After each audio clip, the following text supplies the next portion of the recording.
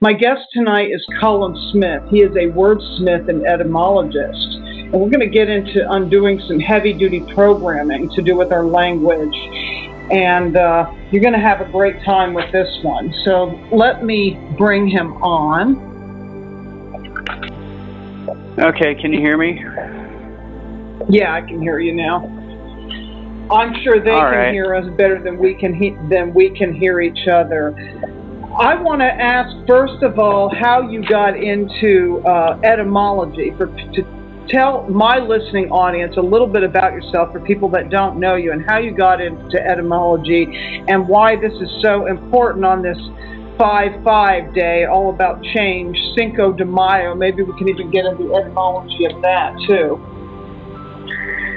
Well, when I was in school, I was always very apt in English and writing and all things involved with speaking. I hadn't actually studied any other, I mean, I took Spanish in high school, but I actually just cheated my way through the whole class. So I didn't really actually learn anything as far as other languages in school, but actually just a few years ago, I really started diving deeper into the roots and the history of linguistics and language. And what triggered that was first I came across Jordan Maxwell's research, and so that really opened my mind up to a lot of other concepts that I was previously unaware of.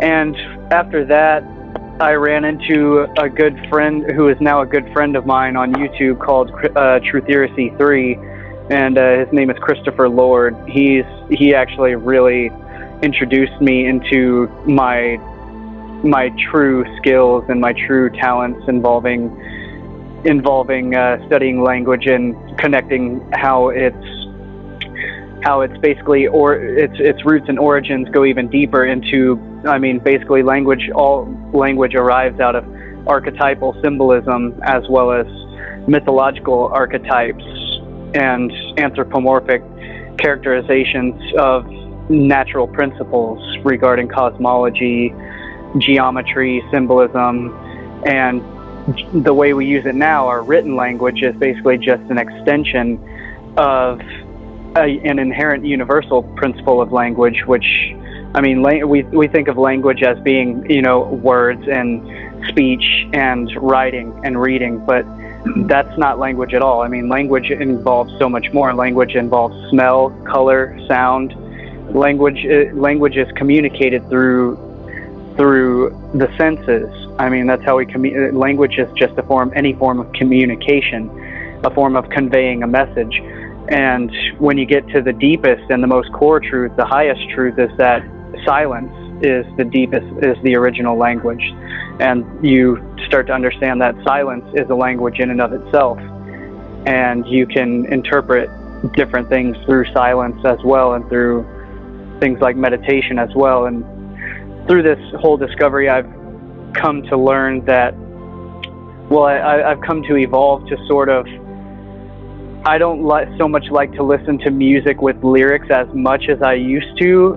Now I really like to listen to music without lyrics, because you'll start to hear the music itself, the notes of the music and the tones of the music, as a form of its own language, as a form of its own communication. And so you'll start to understand the music, the language of the music itself. And that really opens up a much broader expanse of neural pathways and a whole larger expanse of thinking patterns and creative patterns to emerge out of that. So that's sort of where I am today and how I've gotten to all of this. But I mean, I'm constantly changing, constantly growing and evolving. And even since I first started talking about the esoteric meanings of certain phrases and certain words, and especially in relation to their history and origins and symbolism and mythology, I mean, I've grown a lot since I first started doing this, and I no longer adhere to some of the things that I actually thought I did when I first started doing this. So I've really outgrown a lot of my own patterns as well. And I'm still constantly learning and growing and expanding. But since then, I've really become much more, I've grounded my work in a lot more credible factual, historical, and mythological origins, and I no longer basically just do interpretations based on phonetic sounds. Like I see this is a big problem that I see since I started doing this and made it. It's become really, really popular because a lot of my videos have gone viral, especially my original video about the truth about English and occult meanings of language. I mean, that was my first video that I've pretty much ever done, and it went, I mean, that's my most popular thing. I mean, everyone knows me for that, and it's gone really viral. But like I said, I've outgrown a lot of that stuff, and I've grounded my work in making it a lot more credible and a lot more factual, because I see it's a big problem that I see a lot of people really getting caught up in and really doing is people, once they find my work, they'll start talking to me in phonetic sounds, and I'm like, I don't know what the hell you're talking about. I'm like, I'm sorry, but you're not making any sense to me. I'm like, that's interesting that you're trying to, expand your use of language to mean other things, but I'm like, I just don't know what you're talking about. Please speak a normal language to me so I can actually understand what you're trying to say. So it becomes a major problem, especially what I see now, a lot of people really flying off the deep end. And so in a sense, they're actually getting caught up in the spells of words. They're not decoding anything. They're actually getting further and further ensnared into the many traps and the many pitfalls regarding another rabbit hole. Yeah, regarding the complete misinterpretation of actual root meanings of words and language. I mean, there's true etymology, and then there is what I do is what I like to call esoteric etymology, because what I do is there's a lot of things regarding secular etymology that are unacknowledged, and so it won't tell you that it says of unknown origins, and it says of unknown origins for a lot of reasons, and some of the main reasons are because there aren't written historical accounts of the origin of that word. But that goes back to times where mythologies and principles were passed down through spoken word and not necessarily yet written down. So that doesn't mean that there isn't an origin in that word in things like mythology and symbolism, as it just means that there aren't any written accounts of it. And so that's where compartmentalized areas of science and research will actually fall short, is because they're not syncretizing from all the other areas of science, and such as most etymologists, really have no interest or understanding of deep comparative theology, comparative mythology, especially in occult studies such as things like gematria or sacred geometry, or all these, or cosmology, or all the other areas of science that are all tied in together. They all support and represent each other. They all support and connect with each other, and that's where a lot of people can go wrong. So there are many paths and many pitfalls that come along the way, and it's just interesting, all the things that I observe. And it's kind of like, honestly, I see like a lot of the work that I've done unwittingly has kind of created a sort of a cult mentality behind the use of language. And so I've got a lot of backtracking to do to sort of undo the things that people have gone into based on their own misunderstandings and their lack of skill and interpretation of the many nuances of language and linguistics. And I feel that part of that is because people can get stuck in any rabbit hole. This is a tool. What you were bringing forth, I could paraphrase, and you don't have to go there, the whole thing about the weekdays and the weekend and the maritime law and the birth all ties in with, if you look at even I was looking up vegetarianism today. You know, vegetarian being Aryan, vegetable and Aryan, and being fresh, lively, and vigorous, as opposed to carnivorous, which is, you know, meat-eating, flesh-eating, predatory, or omnivorous, all-devouring. And even the word blessing, which is to make or mark or consecrate with blood, you know, and seeing a pattern of, you know, the enslavement of humanity coming in a variety of ways. And, you know, that can be seen in our language. Is that the be-all, end-all? Absolutely not, because we live in America, we speak English. Unfortunately, we're not speaking one of the 5 original languages, which maybe would have made it easier, and our words mean a lot of different things. However, just understanding the words and understanding the intention behind the words doesn't mean you're not going to use those words anymore. It's just looking at this as a tool to see how the programming is in a lot of different things. It's in, you know, it's in our language. It's in, you know, you have a picture of you with the Fibonacci sequence on your face. Maybe you can tell about that, why you decided to put that, you know, because everything repeats, right? Everything in this matrix, if you will, repeats. Maybe that's what we can start off with first, is defining what the matrix is, what we find ourselves in, as opposed to what the organic matrix to do with the mother and matter. So people have a framework of where we're going. When we start to get into the matrix and start to get into what the creator is, you know, us creating for what's organic as opposed to the artificial, which is the AI programming. Okay, that's a really huge, I mean, that's a really broad and general topic.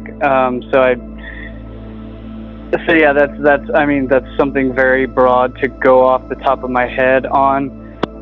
But okay, let's just define the matrix according to etymology, because this is a word, you know, a lot of us are using the word matrix and trying to describe what's organic as opposed to what's not. So let's give a definition from your perspective of what the matrix is. Then we can break down when the falsities came in.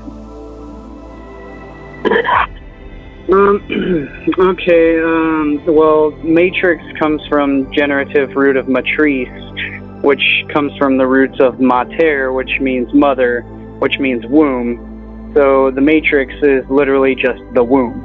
And most people are using the word matrix in the technological sense because they're thinking of the movie, The Matrix, which most people have never heard the word matrix until they saw the movie, The Matrix. And so they're referring to an artificial simulation that consciousness can be interfaced with, that can be plugged into. But the whole concept of why the movie is called The Matrix isn't the concept of the interface with the artificial simulated reality. The concept of the movie, the title The Matrix, is applied to the movie because the humans are grown in exogenesis chambers, meaning they are grown in external wombs.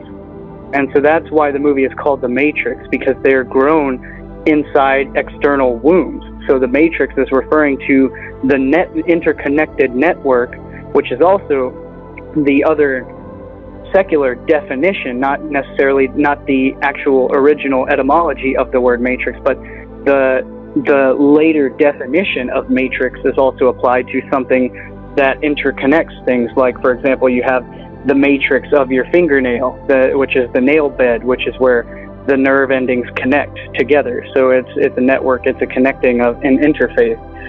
So yeah, there's that,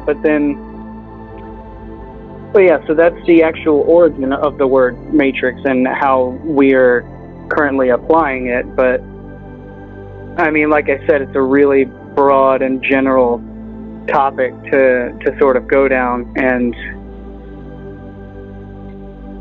I really don't like to generalize too much. I like to make things specific and bring clarity into things not really necessarily so much speculate on any of these things anymore. I really just, I mean, because that's the problem. There's too much speculation going on. I mean, everyone loves sensationalism. Everyone loves things that are, you know, really, really sensational, and you can say whatever you want, but the facts are that doesn't make it true. And so I like to, I mean, there's already way too much of that going on, especially on YouTube and the alternative media community and in the truth movement. So there is a lot of speculation going on about AI and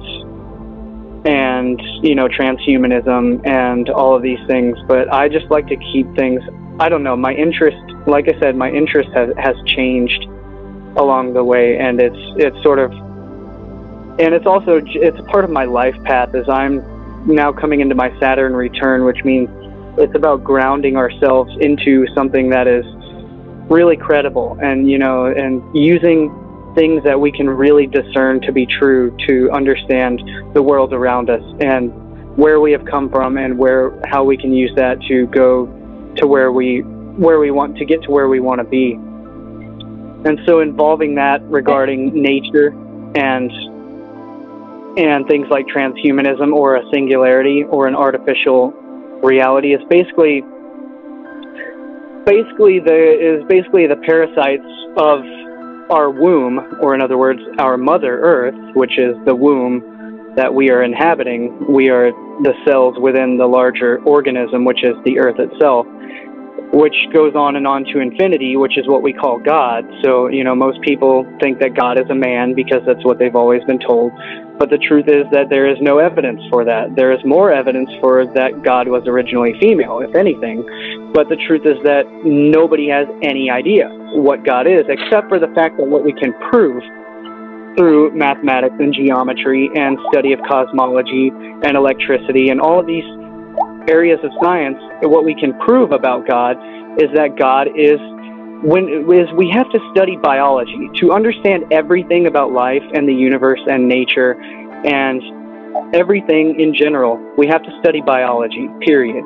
And the easiest way to do that is to study the biology of ourselves. We have to look within ourselves to understand God and the universe. So the universe functions exactly the same way that the human body does, because the human body is a manifestation, literally, geometrically, chemically, anatomically, all of these aspects are directly reflected in the universe at large. So everything is fractal in that sense. A fractal means it is holographic. People think the word holographic refers to artificial, meaning technological. That's not true. Holographic comes from holos, meaning whole, which is etymologically linked to hollow, holy. Holos means whole, and whole means health. And whole means healthy. And so holographic, hologram, means whole speech or whole verse, whole word. Gram, or coming from grammare, meaning grammar. So it's the whole word, the whole speech. And holographic literally just means that every aspect of the whole is encompassed within each part of the whole. So in other words, our DNA contains every aspect of the universe embedded within it. It is a tiny fractal of the entire universe. It literally contains all the information, all the knowledge of the entire universe, literally encoded into a genetic form, into our genome. And so each one of our cells contains its own DNA. So we have DNA in each one of our cells, which is somewhat trillions and trillions of cells, each containing the entire information of the entire universe within it. So each of our cells comes together to make up organs in our bodies. Each cell works together. It has its own unique purpose to create cells within our body, just as our body is an individual cell. It's a boundary condition containing the infinite within that finite boundary. And we come together and we each have our own purpose, just as each cell in our body has its own purpose to function.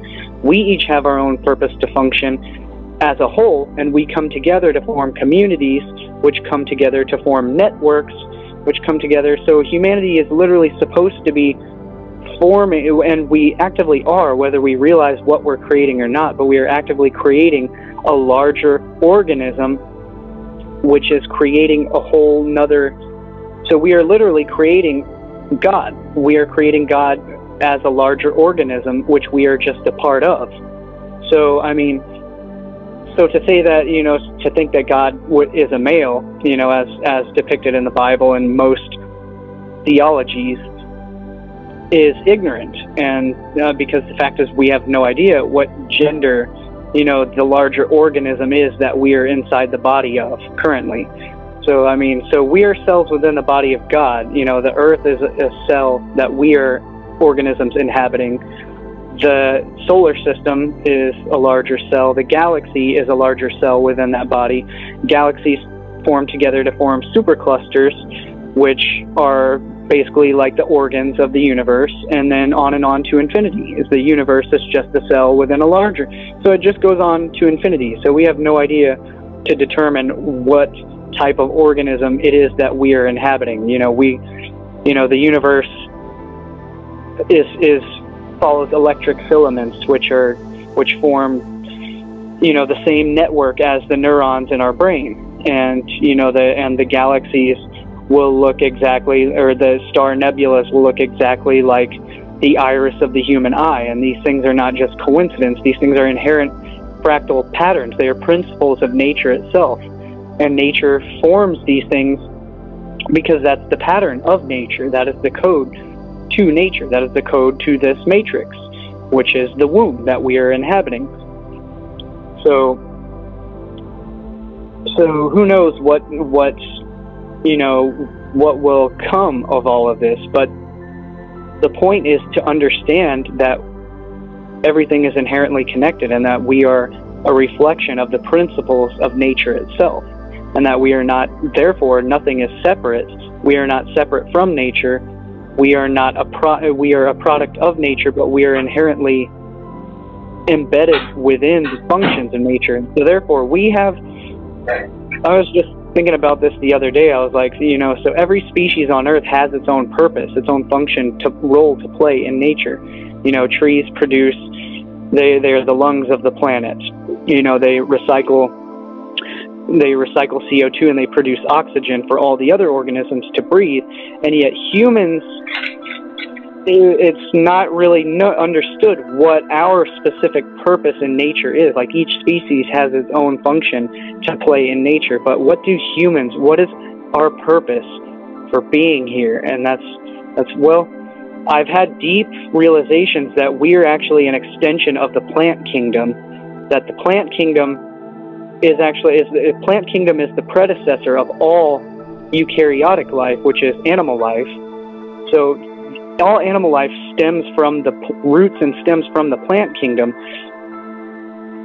But when we understand that, and I've covered this in a lot of my full video series presentations of how the human body is literally a reflection of the tree, through the nervous system is what's known as the tree of life.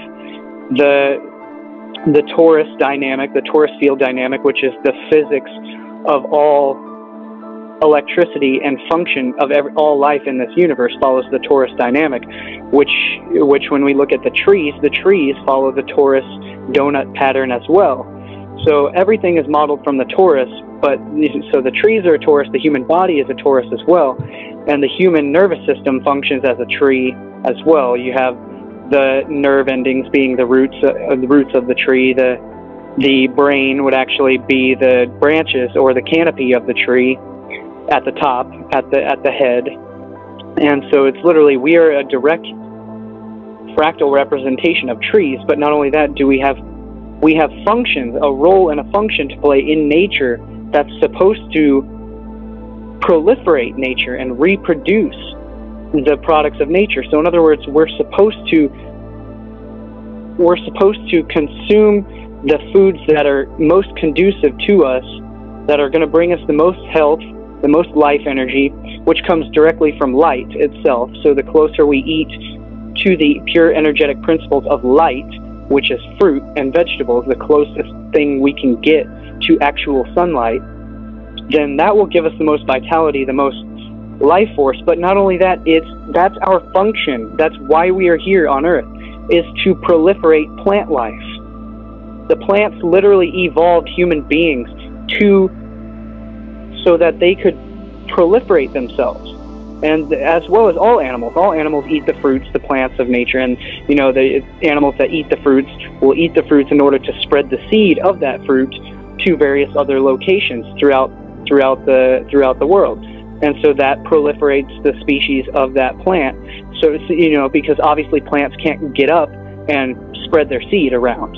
I mean, they can send their seed, out through the wind, which will spread it to a certain length, but by using the animals, which have the ability to get up and move, which the plants do not have. So plants, or we could say nature, evolved animals in order to spread the plant kingdom. So I don't know. It's just sorry, I go off on tangents here, but that's what I was saying. It's a very broad. Bible, not to use the Bible, but it even talks about that in the Bible. Basically, the garden being like a tender of the garden, and actually basically being like a fruitarian, because we're bipedal and walk upright and would want to pick something off of a tree. I could see all this would be the original design. Now, unfortunately, there was the degradation that came in, and the bloodshed, and even though, like I said, with that word bless, which has to do with some other energy source, whether you want to call that the AI or whatever, wanting some kind of sacrificial energy coming in, so the human being has become a consumer instead of being, like you said, one to spread the seed of the plant kingdom and working with nature, human and I think only not just because of humans, but animals too. I don't even feel that the original design of animals was predatory. I feel that came later. I mean, I don't know if I can prove that. I mean, you look at the teeth of, like, I've got cats. Now, they have carnivore teeth. However, in a environment that was functioning where everything was in perfect balance, it would not necessarily be needed for animals to kill other animals or shedding blood, and because there wouldn't be a lot of birthing either. That birthing would have been a choice. I mean, this is at a time where humans were telepathic too. We were talking about the original language as being silence, and probably symbols or hand gestures and sounds, and not necessarily having to form words. And it's hard for me to even describe what it is that I see when I connect with what I feel the original blueprint of everything is before it got messed up along the way. So how does our language support that? How do I think it's reflected in our language, like what I was saying, even in, if you're looking at what you're talking about, like if you're looking at, I found this interesting, the vegetarian being the vegetable Aryan, if you look at the etymology.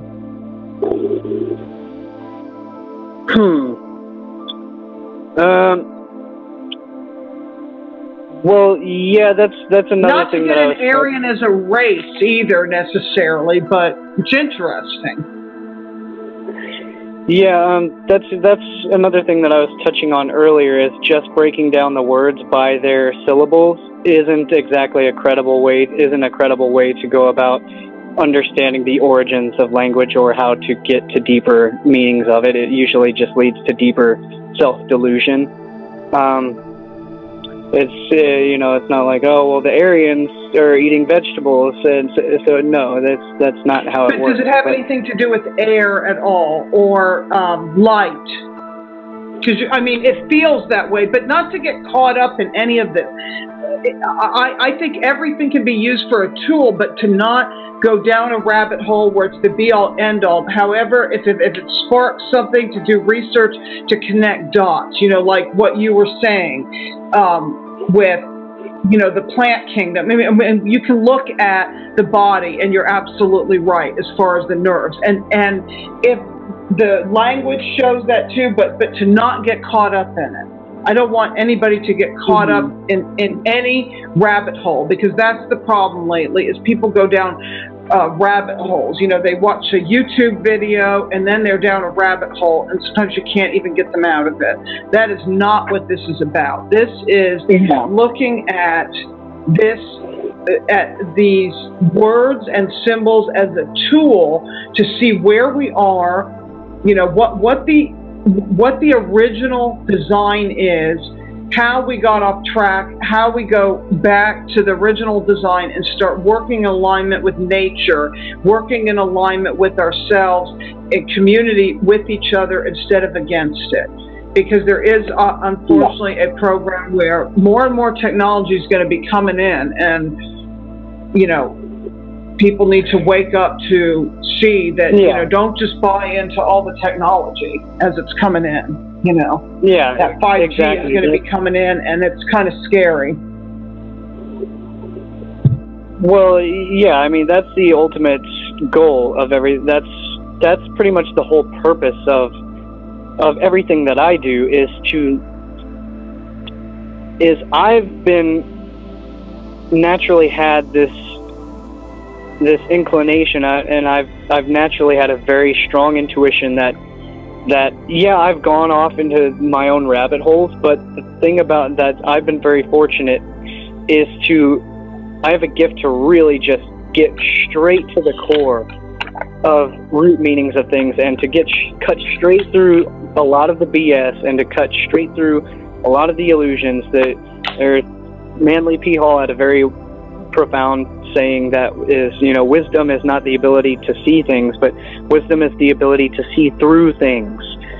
And this is what I've actually talked about a lot in my work, and what I do, is that the controllers of humanity, the people who seek to control other species and other human beings on Earth, as well as, you know, wherever else life may exist, is the controlling principle. All of these things come from root principles of psychology and behavioral science. And so the urge to control other things, you know, that stems from the ego, that stems from the limitation, the self-perceived limitation, or the self-delusion of thinking that thinking that you have more power than you actually have as your natural rights. And this gets into natural law, and the understanding that no being has the right to control any other being beyond their own free will choice. And that's the other thing, is, you know, there's the whole debate about free will choice or determinism, and being that, you know, do beings actually have free will choice? And that comes down to, well, we all have our own ability to choose and to make a decision. But when our free will is literally influenced subconsciously, then what we think are our own choices aren't necessarily our own. They are being influenced by external stimuli, being our environment. In other words, everything that we perceive through our senses. And the most powerful of those senses, things that are able to manipulate our perception of what we believe to be true, is through our sight. And this is a huge aspect of what I get into in my work and my video presentations as well, is the concept of mind control. And so the gateway to the mind is through the eye. And this is why the Illuminati, or the dark cabal, the dark occultists of the world, are all focused around the eye, the symbolism of the eye. Things like there was an old 1700s Freemasonic cult known as the Oculists, who was a sect of ophthalmologists, and I've covered this also in my Symbols of Power Part 2 presentation, as well as the Part 1, revolving all around the mind and the eye and the gateway to the mind, to control the mind, being through the senses, but especially through what we observe through our eyes. You think of any illusionist, and that's what the Illuminati are, as they are literally, they're the illusionists. You think of a magician, sleight of hand. You think of the ability to trick and deceive what we perceive to be true, and this is what's going on to the mass human population. And the biggest way and easiest way to do this is with things that we can't perceive with our physical senses, things that we can't observe. So therefore, you will believe anything to be true. And that means, sure, any of it could be true, but does that inherently make it true in nature? For example, things like demons, things like, like things beyond the physical senses. These are all things that basically we sense only in our mind. And so they can be controlled through the mind. And the mind can be controlled through these concepts. And so it all comes down to the gateway of the human senses, the gateway to the mind, which is through the eyes, and also through our other senses as well, but mostly through what we see. Seeing is believing. What I see to be true is what is all that I believe, or is there more beyond the visible spectrum, which there is. But we don't know what is beyond the visible spectrum until we directly experience it in some way, which we can develop technology and tools to help us see beyond these things. But the thing is that developing this technology beyond the human senses is a valuable tool, but it's also, like any tool, it becomes a crutch. And when, it's a prosthetic, which we originally, since all time and all evolution is cyclical, and a cycle comes from kyklos, which means circle. So time is not circular, as we would say, but it's a spiral. It's an ever-evolving, never-ending spiral. So time repeats, and history repeats certain resonances as the spiral goes along, but it's never actually coming back to the exact place where it once was, because that's not how a spiral inherently works. It constantly evolves. But then again, it's like the Torus Dynamic. So it does eventually all come back to a singularity, a 0 point at the center. But during the cycles of human evolution, when human senses could have been more advanced than we are today, for example, like the series The Pyramid Code by Dr. Carmen Bolter, which is one of the most powerful, profound documentaries out there about the ancient peoples, is, Hakim Awiyan, the ancient wisdom keeper of Egypt, he had some great, profound teachings passed down to him, is that human beings once had 360 senses. And that makes sense because, 360 and 12 are repeating cycles of nature and time as we observe them currently. And, 360 degrees in a circle. It's full spectrum. It comes full circle. So, being that we would have full senses, full sensory input like that, is that humans very likely once had far more abilities than we currently believe ourselves to have today. The reason why is because we've developed all these tools and all these things that we rely on to know the world around us.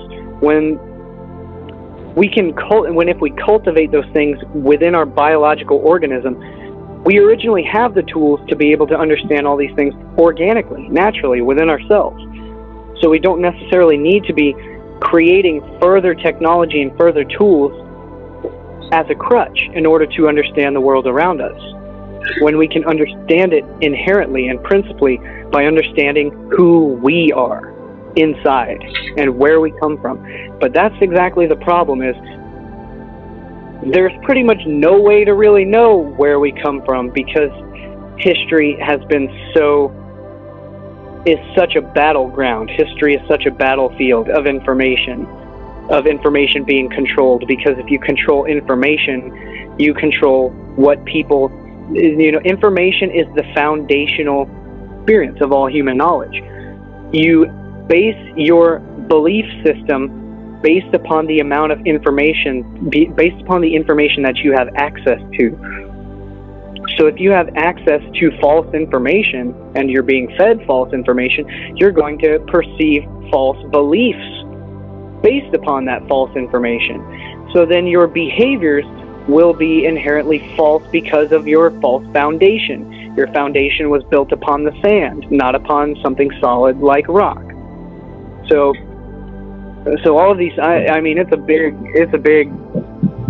you know, it's kind of it's a very broad, very general topic to discuss. But yeah, it's a deep one. But the whole point of what I was getting to is that the whole point of my work is that the way the controllers of the world, the way the Illuminati, these illusionists, these magicians, the way they function is you trick people, you deceive, you fool people, you fool the mind, you fool the eye with sleight of hand, with tricks, with all of these things. And so it's the allegory. I always use the allegory of the funhouse or the maze.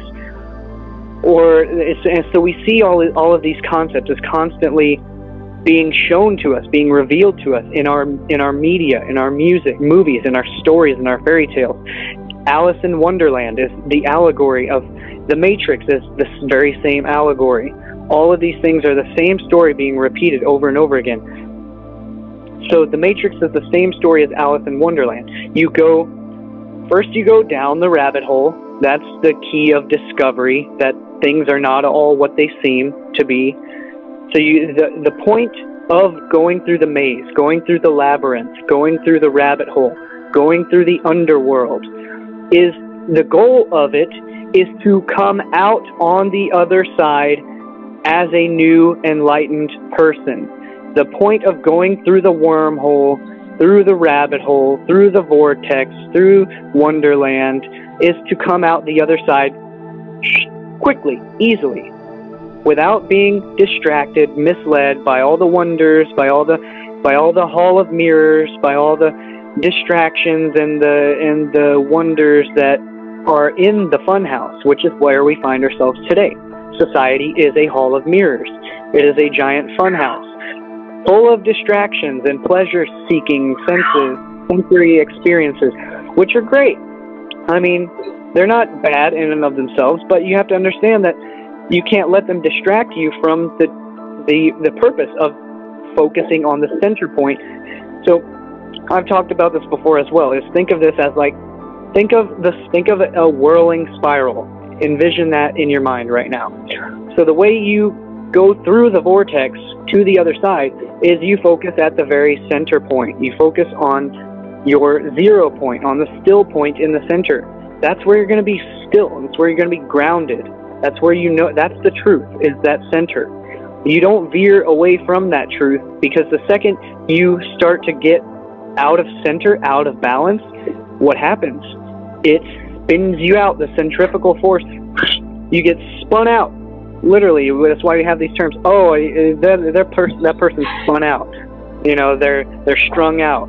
They are, you know, that's where you go crazy. That's where you go insane. You know, that's where you start getting distracted by all these bogus theories and bogus sensational propaganda, disinformation. It's all designed to distract you and keep you from what you can prove to be real and what is observably real. And not just in the sense that the only things that are real are the things that are observable, but there is a way to know the objective truth. There is an objective truth. And this is where Mark Passio's work is so important and so crucial and powerful, is because it focuses on the importance of objectivity. Is that human perception and human senses are subject to fallacy.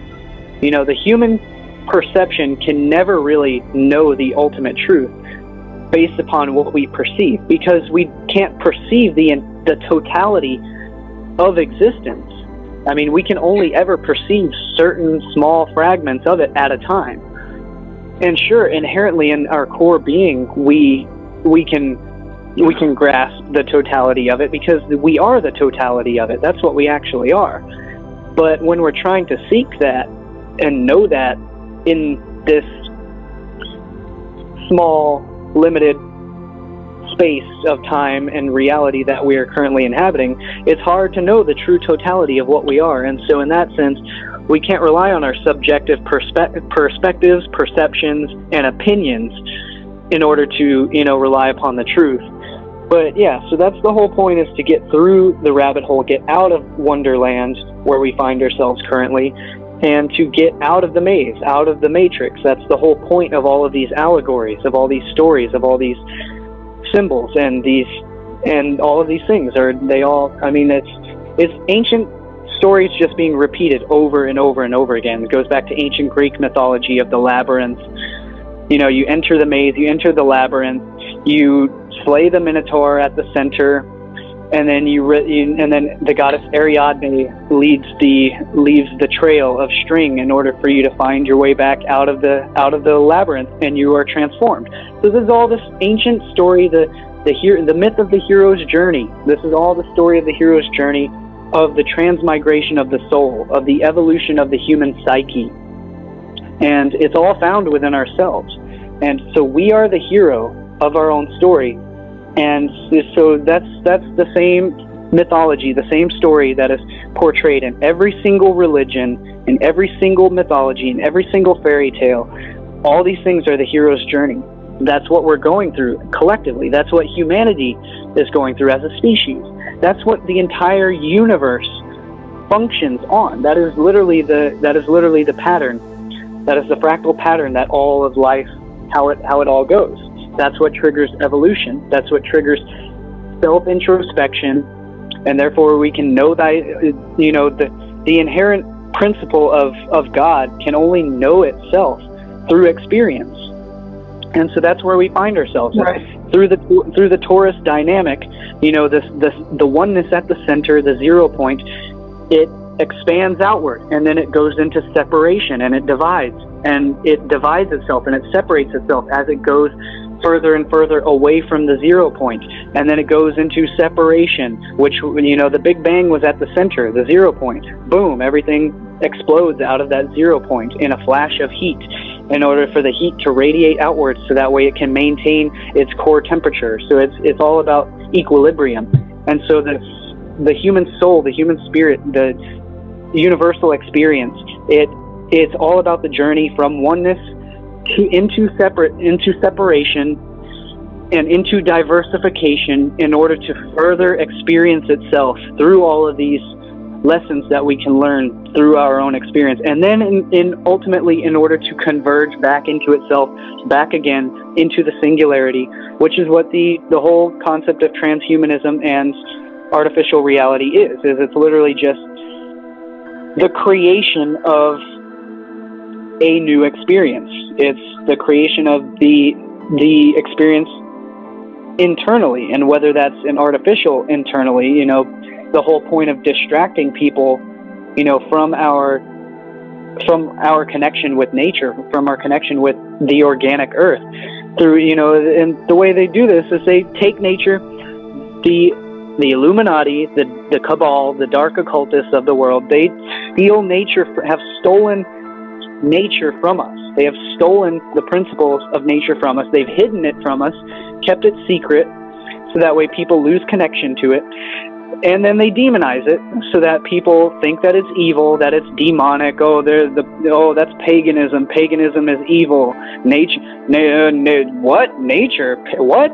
No, that's paganism. Well, paganism is inherently the principle with nature, understanding the divine principle with nature. And although there are many practices, things like, ritual sacrifice, things like that, that are ultimately inherently supposed to be psychological. They're supposed to be spiritual. They are not supposed to be externalized in any other form of, artificial, of any other form of a surrogate, like actually sacrificing other beings, because that infringes on the principles of natural law. You can't infringe on any other being's rights to not be harmed if it does not want to. What living being in existence wants to be harmed, willfully? Nothing. So I mean, it's all psychic spirituality. It's about our own sacrifices that we make within ourselves, in order to reach a higher state of knowing, a higher state of being. But yeah, I mean, I could go on forever about all this stuff. So that's why I just make video presentations. That was a great rant. I mean, I'm going to pick a few pieces out there as far as you know, the observer. I mean, that's reflective in nature. If you look at a hurricane, I know they make hurricanes now, but at the center of the hurricane, the eye, it's still where it's chaos all around. So that's one thing. And I know you brought up Manly P. Hall. Another principle I like to go back to is the Hermetic Laws, and you know, the pendulum swing. You know, like look, the pendulum's going to swing to the left and the right, and being above, watching that pendulum swing as the observer with a self-awareness. You can also look at this as Sophia and the Demiurge, some of the things you were saying, and I thought of Joseph Campbell. I mean, I'm just thinking of things that when you were speaking, what it brought up for me, and those are some of the things it brought up for me. Yeah, exactly. That's exactly it. Exactly. Yes, ideally, that is exactly what. And as far as this process, what the AI does is it copies and replicates, because it's an organic process to go back to the singularity and eventually not necessarily repeat in the same way, but these controlling forces have copied and stolen, copied and replicated, and then they're handing us this and saying this is the way that you're going to achieve this. However, the body has a technology that we've not even yet tapped into because we've been so distracted. You know, if we clean up the body, this is an amazing you know, creation. I mean, you could say it's a machine. It's not really a machine, an organic machine. I'm trying to look for the word of what it is, but the way that it functions is amazing technology that we've not even tapped into, which brings me to, what do you feel about Ascension? Because I mean, you know, I've been looking at this whole thing. Is Ascension part of a cycle of ascension and descension? You know, like if you look at the 26,000 years, you know, and the procession of the equinoxes, you know, where there's dark ages and then we come into enlightenment and this sort of thing. What is your feeling about ascension? And also, there is a misuse of the word ascension and going into a 5D reality. Not that we can't use these words. However, I feel there's a lot of misuse, and what happens is it becomes a trap where people are looking to going into a 5D reality or ascending, so that way they're not here in the present moment. They're not connecting with the creator source in the moment, but looking to, and projecting it outside. You know, we're going to be in this 5D, you know, and putting it out there instead of now. What is your feeling? Yeah, well, yeah. Some of this new age, bogus, whatever, you know, it's kind of... That gets exactly back into what we've just been talking about, because, I mean, that's inherently what all of it ties into, where it all comes from, is it's all the same thing. It's all the same story, the same universal principle, the same principle of physics, and the principles of nature, which is duality. All duality arises from oneness, and then the duality gives rise to the Trinity, and the Trinity gives rise to motion and movement and reproduction, and that gives eternal life. Is through the duality. The duality creates the Trinity at the center. The Trinity creates the third, which creates the eternal life, and that's what creates the life cycle of life on Earth. And that's where we find ourselves. But all of these things, ascension and descension, are two polarities. There are two polarities inherent in nature, which arises from oneness. Stillness divides itself into motion through these polarities. All opposites seek rest in each other. All polarities seek rest at the center, at the neutral point inherent between the two principles. So all of nature is divided into two principles, and whether that's physics, you have electromagnetism, and you have the color spectrum of red and blue. You have in biology, you have the two inherent principles. In chemistry, you have acid and alkaline. In all of these things, all of these things are inherently dualistic in nature. And so so that in that we manifests could say we're in Ascension now because we're in the summer. We're in the Ascension now. We're in the winter. It would be in the Descension. You can see that in the trees. Back to the trees. Yeah, exactly. Exactly. So these things are all. It just depends on what scale of magnitude that you're focusing on, but it exists. The same principle exists in all scales and in all magnitudes, from the macrocosmic to the microcosmic. It exists universally in the whole entire universe, and it exists in each cell of our body, and it exists in the chemistry within each cell. It exists within the physics that composes the chemistry to make up that cell. So it is in every aspect inherent of nature and creation, regardless of what scale you're focusing on or what magnitude you're focusing on. But it's there. It's inherent in every way, just as the day and the night is the ascension and the descension. It's all the cycles of summer and winter, day and night, sun and light, or light and dark, sun and moon, winter and summer. These inherent principles ingrained within the very fabric of creation itself, within the fabric of nature. And this is a beautiful thing. This is a beautiful principle that when you really truly understand it, you truly understand your place within it. And that dispels all of the delusion and the bullshit perpetuated by all of these disinformation agendas of things to keep people. I mean, you were talking about the ideas of, focusing on some, it's all about, the disinformation is all about deluding people into thinking that things are far more complicated and far more complex than they actually are. The truth, the objective truth of nature is simple. It is so simple that when you grasp it, it's obvious, and it's very easy to explain, and it's very easy to understand, and it's very easy to portray, and it's very easy to apply it. It's very easy to apply it in every aspect of your life, and it's liberating. The truth is very liberating, but first it will be very destructive to whatever delusions you're holding on to.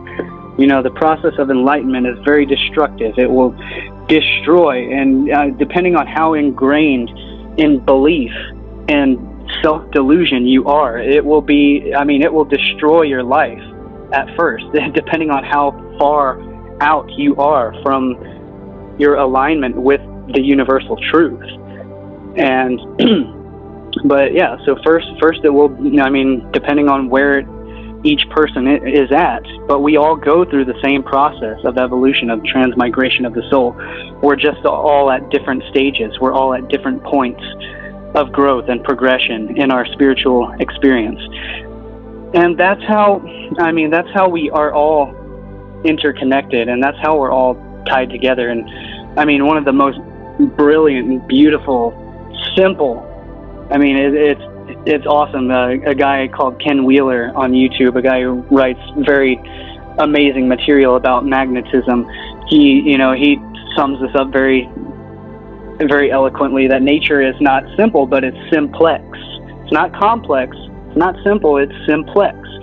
And what that word implies is that implies that implies the inherent trinity between the duality of simple and complex. You have simplex, which is at the combination of these two principles. You have the combination of the ascension and the descension exist simultaneously. Again, it goes back to the Torus Dynamic. You have the ascension, which goes, say it's upward, depending on which perspective you're looking at. It goes upwards, but it also goes downwards simultaneously, because everything in nature has to have a counter-opposing balance to it, or else there is no equilibrium. The chaos arrives out of order. The order is found in equilibrium. But equilibrium only arrives out of chaos. That is the inherent truth. The chaos of mythology arises out of darkness. The light arises out of darkness. The light is born of darkness. All of life is born out of darkness, out of the womb, out of the cosmic womb, out of the matrix, out of the mother, out of the matrice, and I've covered this deeply as well in my Symbols of Power presentation series. Yeah, you have one about called the womb and the tomb. Tell people about that, the womb and the tomb, because if you actually look at the structures within the earth, it looks the same. It actually, it's a fractal, you know, the female body and the earth. That's one of my favorite pieces that I've actually composed and putting together those Symbols of Power presentations. So, I mean, it's the popular phrase from womb, you know, from womb to tomb, especially in the film series, in the film Cloud Atlas, which was an incredible allegorical story by the same guys who did the Matrix movie. And it's a very powerful piece about the transmigration. It's all about the transmigration of the soul. How, you know, all the inherent spirit, the inherent soul of nature, the soul of the universe, which we all are, is the same. There's only one source, and that source just experiences itself simultaneously throughout all time and all space, through these different bodies, through these different experiences. So, you know, if I was born in the same place that you were born at the time and the place that you were born, then I would be you. You know, so my consciousness is your consciousness. It's just they are divided into two separate seemingly experiences, because we don't have the magnitude, we don't have the capacity to fully experience, you know, I don't have the capacity to fully experience my life, all of my experience, as well as all of my past and simultaneous experiences all at once. So in other words, I can't experience my life and your life at the same time. But yet, that's how it is. I mean, that's how it is. My life is your life, and they are being experienced at the same time, just in different places, but we lack the capacity to be able to experience it as all things simultaneously within themselves. But that's how it is. So yeah, but the womb and the tomb, I mean, it's one of my favorite pieces. Very, very profound and very awesome. And it's funny, I want to joke about this. I get a lot of people criticizing me and, you know, calling me names and stuff, because, you know, they love to say I'm obsessed with vaginas and I'm obsessed with, you know, with clitorises and, you know, female sexuality. And maybe so, but the reason why is because that's the truth. I mean, when you understand all these things as deeply, you'll understand that is the truth, and therefore you can't escape the truth. Well, that's the power of the Illuminati. It will manifest harnessing the female. It seems like it's all the Illuminati symbols and sigils have that in it. They do. Well, but that's not because it's evil. I mean, that's not because it's bad. No, it's not evil. No, they made it what they want. That's the thing. They take something that's beautiful and they distort it, and, you know, just like with everything, you know. That's the thing. So the whole purpose of this is reclaiming what's beautiful and natural and what's part of nature organically, and changing the way we look at things. Because, you know, it may be that the tools are the same. It's just how we perceive it. You know, we're not going to necessarily change the words. We're going to change our perception, because what we focus on is what expands. That's the law of attraction. So if we're not liking what we're seeing, if we're not liking rabbit holes and being paranoid and looking at, you know, all these positive things that could happen, we're the ones that need to change it. And they know this. So this is our creative power. We take our creative power back, and and we change it. We change the reality. We don't have to have the superimposed reality that they're trying to create. We don't have to have that. So again, people like to joke about how, you know, it's obsession with vaginas and female sexuality. Yes, it is, but that's, again, because it's the inherent principle of nature. You know, all of life comes from the womb, comes from the vagina. Literally, the sacred geometry of the Vesca Pisces. What is the geometry of the vagina? Why is the vagina so powerful in all of creation and creation of life? Because it's just what I explained. It's the principle of duality, which gives birth through the Trinity, which is the vagina at the center. It's the Vesca Pisces at the center. So it that's where literally creation of the Trinity comes out of the unity between the duality, between the positive and the negative, between the masculine and the feminine. So that's why the dark occultists, the Illuminati, that's why they're obsessed with sex magic. And because, yeah, we all are. The entire universe is literally a sex magic. That's how things are done. That's how things are created. That's how you create. You cannot create without the principle of sex magic. That's just how it is. So are we co-creators? Yes. Do we need to understand the inherent divine principles, the magnitude of the vagina and the yoni? Yes. That's what my work is basically all revolves around. I mean, I didn't plan for it to be like this. I never expected myself to be going into all of this stuff, but it's where my path has, it's amazing because it's literally coming through, like, it comes through flashes of insight, and I have these, and it all comes through my study of language usually, or I'll see I'll see an image or a symbol or a graphic or something, and that graphic causes me, or that word that I'm thinking of will cause me to go down a deep, like, once I start exploring that and researching it, because I don't just do things off of speculation, and I don't do things off of my own opinions, my own hunches. Yeah, those things are great, but they're just a stepping stone. You never base the truth, or you never want to put your information out there, through things like channeling and all of that stuff. You want to first, I mean, this is why some great people have done is you have these insights, and then you make it real. You search for ways to make it objective. You search for ways to prove it, to make sure that it's credible, and that it's true, and that it is actually something that is verifiable, either in nature or in any other aspect of nature or science. And so that's why that's why the language is so powerful for me, because it's literally, it's tracing back roots into the very origins of the human psychology, into the very origins of human nature, and it ties into through the mythology, into the origins of the language, into the origins of these symbols, and the origins of the universal principles from which they arise. And so that is, yeah, I'm explaining all this in regards to the womb and the tomb piece that I did, which I still have yet. I'm still going to do a very powerful presentation on that also. So I don't really want to go too deep into that because I don't want to really give anything away too soon. I want to keep the surprise value.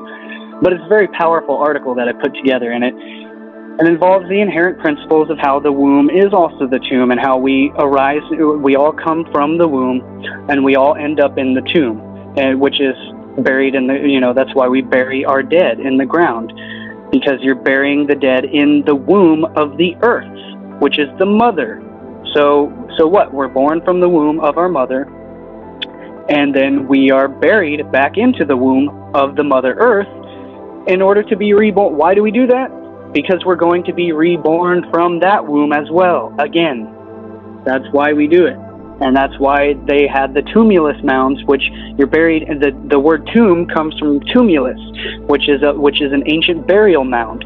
When you look at these ancient burial mounds, they are literally constructed exactly like the legs of a woman, the mound or her mons, which is the little mound right above the vagina, right above the vulva, the little fleshy eminence, the little mound of flesh right above the vagina.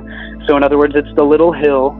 And the word clitoris, why am I obsessed with vaginas and clitorises? Well, because it's objective science, and it's objective history and mythology.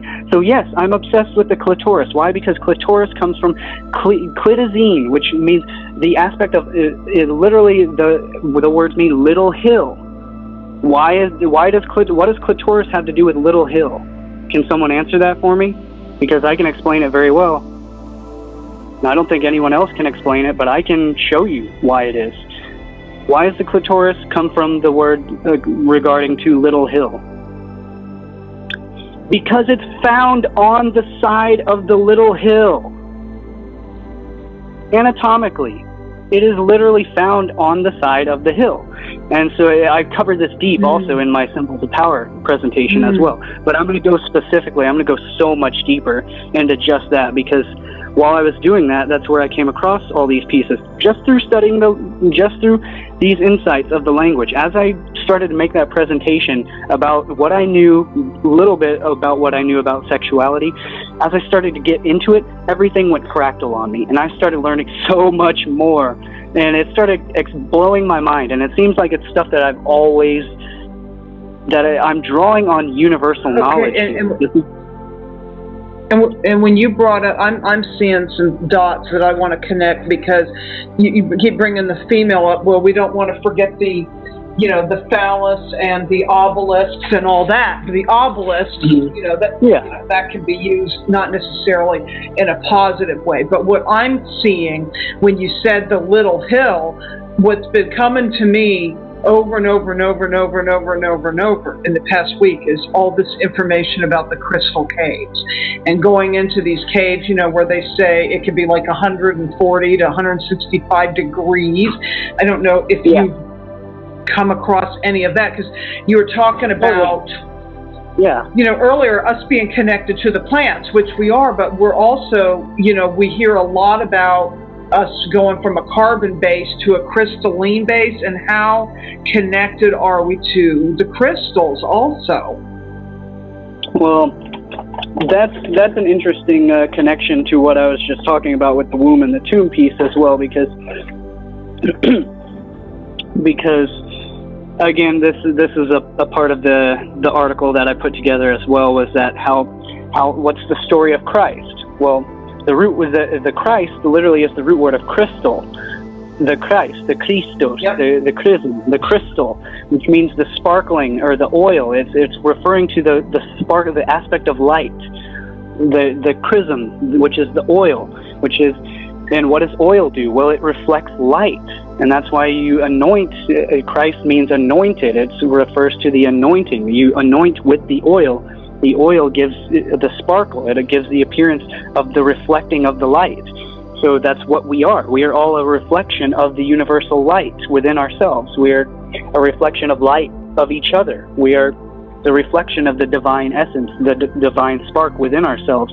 So we are literally, and again, I covered this all in my presentation as well, as how the Christ is literally within us. It is referring to the human anatomy, the human physiology, how everything functions. The divine principle within us as well is literally the Christ. Is not just the oil or the chrism, but is literally the chamber, the process, the story of Jesus and the Christ is literally the story of how the human physiology, the story of the enlightenment, of the ascension within the human body into the third ventricle of the brain, which is where literally the cerebrospinal fluid is born out of the tomb. It's born of the tomb. And the sphenoid bone gets into that, right? The resonance of the sphenoid bone. In craniosacral therapy, and I covered this in Symbols of Power Part 1, the craniosacral therapy revolves around the circulation of the cerebrospinal fluid up and down through the spinal column. And mainstream osteology, or study of the bone structure, still doesn't really accept the fact that the sutures of the skull are what's called flexion, and that the process of deep breathing, diaphragmatic breathing from the diaphragm, deep, from the belly breathing, or from the base of the spine, is what literally circulates, what the pump that circulates the cerebrospinal fluid throughout the body. But again, the cerebrospinal fluid is born of the Phonics in the third ventricle of the brain, and inside the third ventricle, and inside the thinnest layer inside the brain is called the pia mater, which means tender mother. And so, what is the tender mother? That's Mother Mary. What? The mother of Jesus Christ, where the Christ is born. So the Christ is born in the third ventricle of the pia mater, which then travels down to hell, or the sacrum of the spine, and then at the age 33 is resurrected up to 33 vertebrae of the spine back into the third ventricle, where it's then crucified by the vagus nerve at the 33rd bone, which is so again the the Christ wanders. He wanders around. He's vagrant, as in the vagus nerve, which means to wander. The vagus nerve, which is a vagrant nerve, which wanders throughout the body, supplying all the organs of its vital parasympathetic nervous responses. So the Christ is born in the womb, and then he dies and is resurrected from the tomb. And so from the womb, in the third ventricle of the brain, which is where the Christ is born, and then it is resurrected again, and at age 33 it's crucified, and then resurrected from the tomb, back in the third ventricle, where it's resurrected, in the sanctum of the inner sanctuary of the innermost holy of holies, the holy temple, the Ark of the Covenant, the vault of heaven. All of these allegories, I mean, completely, it's hard to explain on just explaining it through words, but to show it in the symbolism, I mean, I can just blow your mind away. What's the manna from heaven then? What, in your perspective, what's the manna? Because that's been showing up again, and some people are saying it's monotonic gold. Some people are saying it's mushrooms. Some people are saying, oh, it can, now it's related to cannabis. I mean, somebody's always, I don't think it's external again. Well, the thing is, it can very easily and very appropriately be applied to all of those substances and in all of those circumstances and situations. Yeah. So that's the thing about an allegorical, linguistic, mythological story, and through these things, is that it can literally be applied to so many things, and that's the power of it. And that's also, that's why it's so powerful and so representative of so many things. But yeah, honestly, I think it very easily, very appropriately represents all of those things. I mean, the manna, you have the canna, which is the most beneficial, I mean, the most symbiotic food for the human organism on the planet. I mean, the canna, literally the canna from heaven. I mean, this links to the etymology of Sirius and the dog star, and the constellation of Canopus, and which links to canopy. And I've done a very powerful video and article on that as well, sourced not from my own video, but I've done the etymology on it in an article, which is very powerful as well. But yeah, it refers to the aromatic reed. The aromatic meaning, the aroma, which was the essence, the incense, of any aromatic oil. I mean, an incense is used to achieve altered states of consciousness, states of divine consciousness, as well as it's used to anoint. I mean, and you can literally ingest these aromatic oils. I mean, the essential oils. I mean, it's so powerful for purifying the body, for killing disease, killing cancer. I mean, it goes on and on and on. So, I mean, the power of the herbs and the essence of nature, the very essence, and spirit means essence. I mean, spirit is linked, it literally means essence. It literally means breath. So, in other words, it's the fifth element. It's the breath of life. It is the very essence of something. And so we extract the essence of something in order to utilize its spirit. And so that's why we use the herbs and the plants. We are extracting their essence through alchemy, through distillation, which is where the word alcohol comes from. And so we use these essences to achieve, usually to achieve health and well-being, and to purify the body, purify the temple. That's why you burn incense inside the external temple, the physical temple, as well as in the body, because it's a reflection, as within, so without. So, I mean, what is good for the human body nutritionally is also good for, for cleansing the energies of your home, or of your, of the external temple, just as the body is the temple. Keep it clean, nourish it. That's why the cannabis is so powerful as well. But not when you smoke it. I mean, you never want to smoke any substance, because that's always harmful. That's always damaging to the body, to the physical tissues. I mean, you never want to smoke any substance. Yeah, I mean, you never want to smoke any substance. But I got my CBD oil here.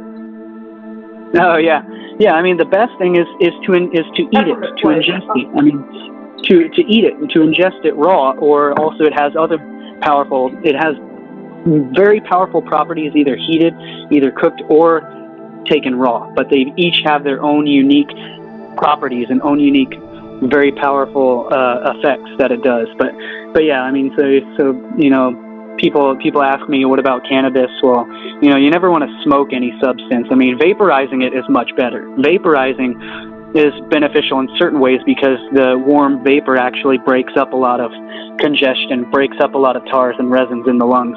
Although, you know, the healthy to achieve health in anything is to just eat, you know, just eat it as a food, you know, especially the seeds. The hemp seed is literally the most perfect. It's got all the nutrients and all the perfect omega acid fatty ratios that are perfect for the human body. So I mean, yeah, it's just a great, I mean, it should be it's the ideal food for the human organism. And literally, I mean, that's why we have that's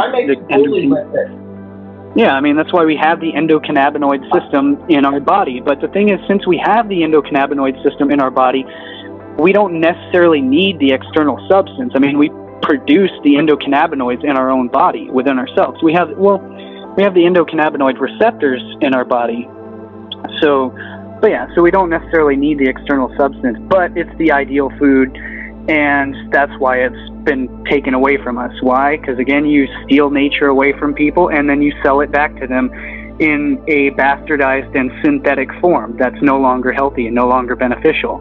And it's been genetically modified, and so now it's stripped of all its beneficial properties. And then you can sell it and make a shitload of tax profits off it, and it's a huge profit, is boosting, you know, profits and huge booming industry. It's the revolution of, you know, of well, as long as we're able to actually use it for textiles and for industrial production, for concrete, for clothing, for toilet paper, for you know, all these, so we don't have to go out and start killing the lungs of the planet by, you know, cutting down the trees.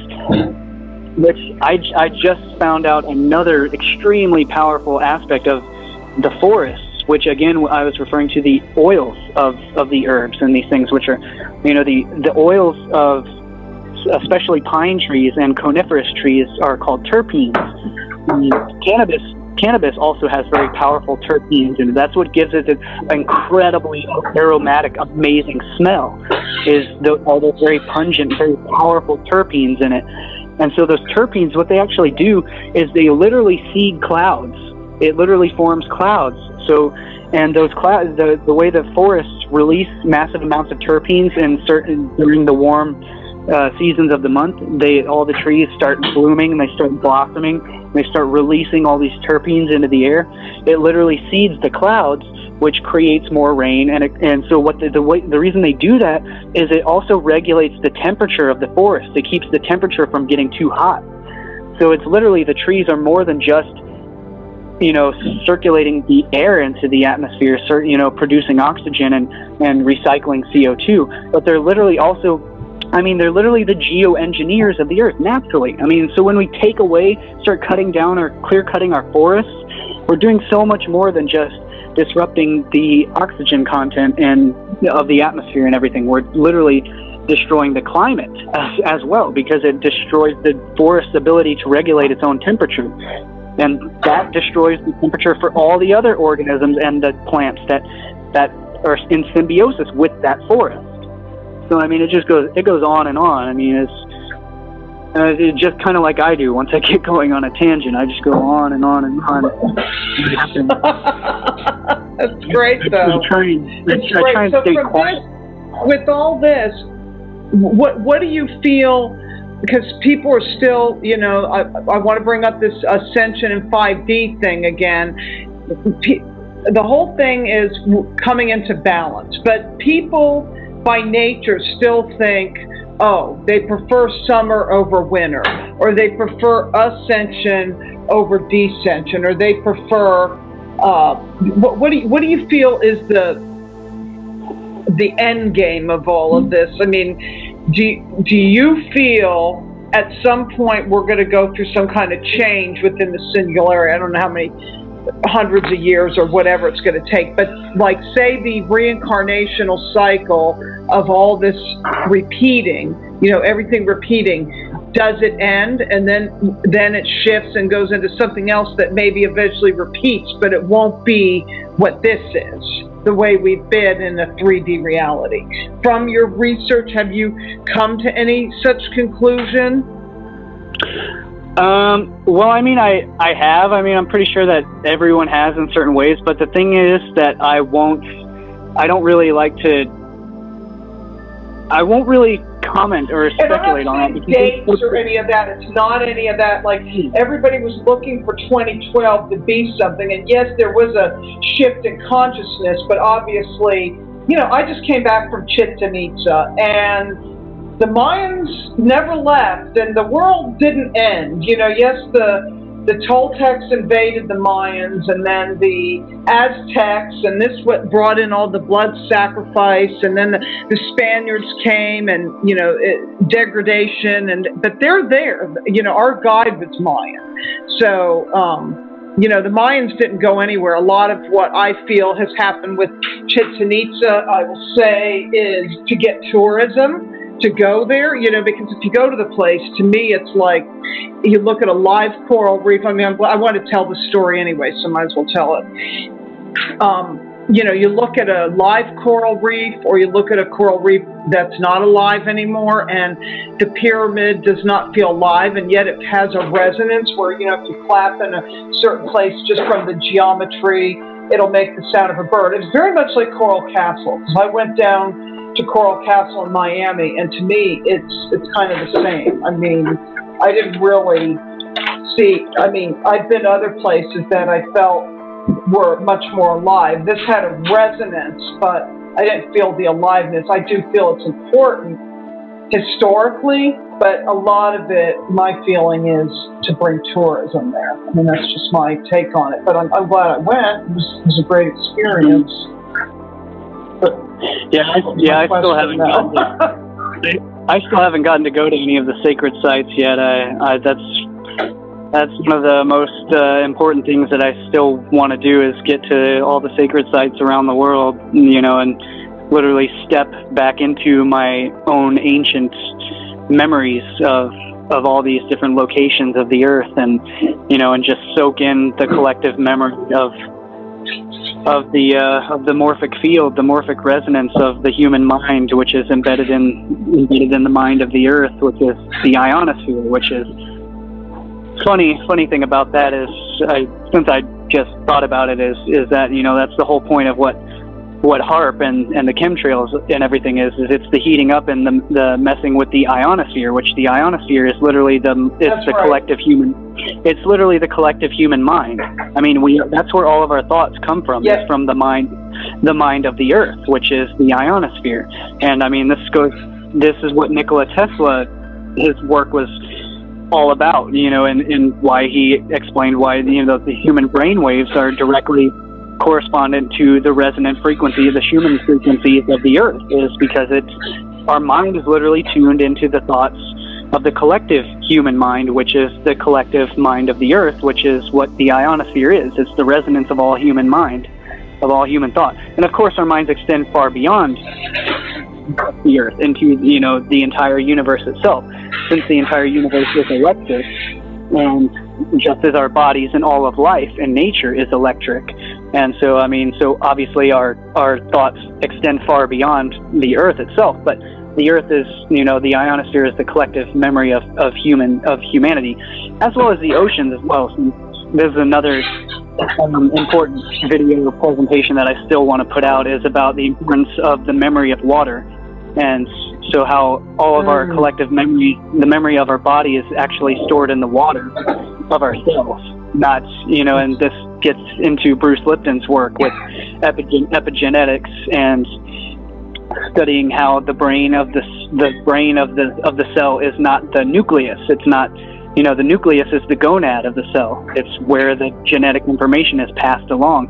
But the memory of the cell is stored in the membrane. The mem, and mem is the hieroglyph of water. Mem means water. So it's stored in the water. The water stores memory. So our collective memory is likely stored in the oceans of the earth and in the waters of the earth. And so when we're toxifying and destroying our oceans, we're destroying the entire human knowledge, the entire human memory. We're cutting ourselves off from our memory of the past and of our future, and we're cutting ourselves off from drawing upon future knowledge and drawing upon universal wisdom and universal knowledge. Although I'm not sure. I'm still definitely accessing a shitload of it. I don't know where it's coming from, but I'm definitely still accessing it. But who knows where, how much I would know, or how much we would be able to tap into, how much knowledge we would be able to freely just download instantly, and not just download, but be able to convey instantly. If our environment was so much cleaner, if we had so much cleaner air and cleaner water and all of these things, which are, it's not doom and gloom, because there have always been technologies and are already technologies to easily deal with all of our environmental problems that we have today. Very, very powerful technologies that's simple to apply. Just looking to nature. Mushrooms can completely absorb and neutralize all the nuclear radiation of Fukushima. That's what mushrooms do. They take in radiation and they neutralize it, and they transform it, they transmute it into something beneficial. Same with cannabis. Cannabis and hemp can literally be used to clean up oil spills. And so there's very profound, very simple solutions to all these things. But yeah, that's and a mushroom is not a plant or an animal. So I've heard it's like an alien species. I took a mushroom class and they were trying to explain it being a fungi. It's like it's something different. It's not plant or animal. So it's like, are you a vegetarian if you eat mushrooms? You are, but that was kind of the joke, because it's such a different entity. I love mushrooms. They're just, I want to go forage behind the house here, because I've got a bunch of them growing. A lot of chanterelles come out after it rains, and I'm just, oh, yay! Love it. Yeah. Fungi are very, very crucial. One of the most critical aspects of biology and ecology that is out there. They're the decomposer. They literally are the gateway between life and death, and that's why they're so powerful as entheogenic substances. That's why they're the whole sacred mushroom cults of ancient times, was because the mushroom is literally the gateway between the two worlds. It's the gateway between life and death, because they take the dead matter of nature and they convert it into organic matter, and they convert it into life-giving properties, into the soil. And so, they're literally, they are the transmutation aspect of nature. They transmute the things from death back into life. And they're literally all plant systems have roots, but they all communicate through the mycelial networks under the soil. The mycelial networks are the mushrooms' mycelial mats are the largest living organism on Earth, and they're the neurons of the Earth, pretty much, as well as all plant roots, which are the neurons of the Earth. The brain cells of the Earth actually functions through the electrical conductivity and the electrical signals conducted through the soil, which is how all plants communicate with each other. It's not just through chemical signals released into the air, but it's through literally electrical impulses released through the soil and communicated through the conductivity of the earth, which is why it's so important to go barefoot on the earth, because it grounds our bodies and charges our body with negative ions, which balances out the acidic polarity in our body, and it literally helps our body to alkalize itself and restore health and vitality and electrical conductivity in our body, which produces, it promotes life and health and strength. So, but yeah, mushrooms are very powerful. I don't use... And if you can't go barefoot, get yourself... And for people that can't go get barefoot, get yourself a pair of Vibram 5 fingers, and that'll work your feet to get you ready to be able to do that. Well, yeah, but those still have those still have rubber soles though, and anything with even just a very thin rubber sole that still blocks your connection to the ground. Our skin is electrically conductive, but yeah, I mean, you want to do barefoot. I mean, even having thin rubber soles will still block your connection, but yeah.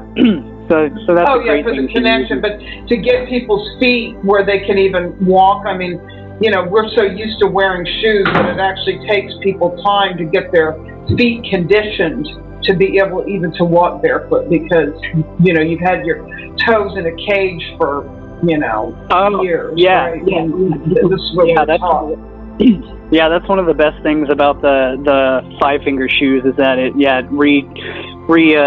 trains your muscles it trains the muscles in your legs and in your feet to, as well as the bones, to, you know, function more naturally, as, you know, with the freedom of the movement of the toes. But yeah, the clenching of the toes into a shoe for so long, it ruins posture, it ruins skeletal structure as well, you know, because you're clenching your toes into a single thing when the toes aren't functioning independently of themselves, which is one of the most important things, because literally our entire physical posture is based upon our connection to the ground, which is through the toes and through the feet.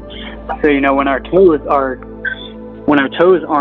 anatomically balanced and aren't in a good posture and in a good structure, then it literally throws off the entire alignment of our entire skeletal structure.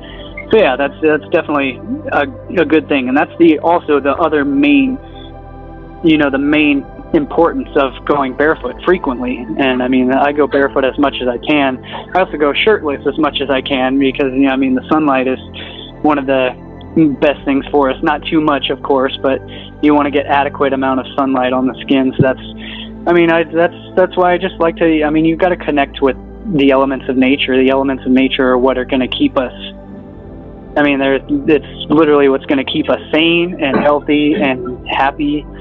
And, you know, and these are all the very simple, very practical things that we can do to take our power back from, you know, from people who are controlling humanity, controlling the world, controlling corporations, controlling society.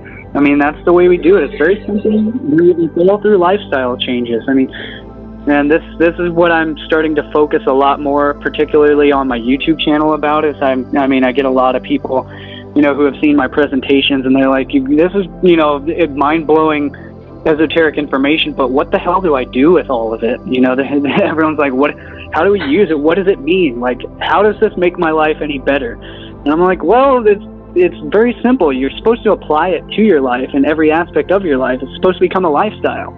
I mean, it's called lifestyle medicine. It's called preventative medicine.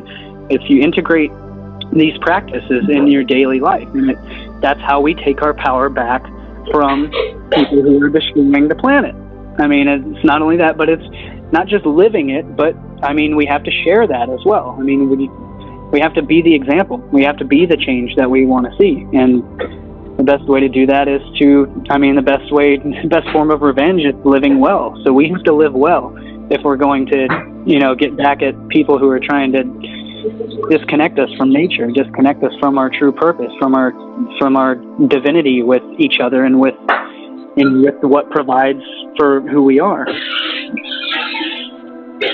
Do you feel that means getting off the grid more and more at some point, because this 5G will be coming down the pike, you know, which means, a scary thought, more and more cell towers all the time, and that's bombarding us with all kinds of frequencies, which I feel to a degree, of course, we can neutralize this. That's why we do have to become self-aware of everything, and it is a full-time job, more than 24/7, to be self-aware of everything that's going on, and that's part of the reason that, you know, I do this show, and I know you do what you do, but what do you feel about the 5G? I mean, can this be a good thing? I mean, I just don't like the frequencies being broadcast into the air. That's really what I don't like.